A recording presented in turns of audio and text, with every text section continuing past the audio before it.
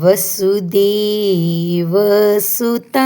देवं वसुदेवसुतं देवं कंसचाणूरमर्दनं कंसचाणूरमर्दनं देवकी परमानन्दं देवकी परमानन्दं कृष्णं वन्दे जगद्गुरुं कृष्णं वन्दे जगद्गुरुं। जो वसुदेव जी के पुत्र दिव्य रूपधारी कंस एवं चारण का नाश करने वाले हैं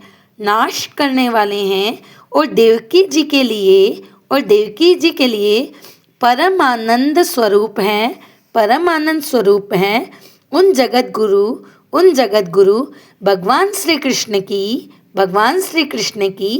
मैं वंदना करता हूँ। नारायण नारायण।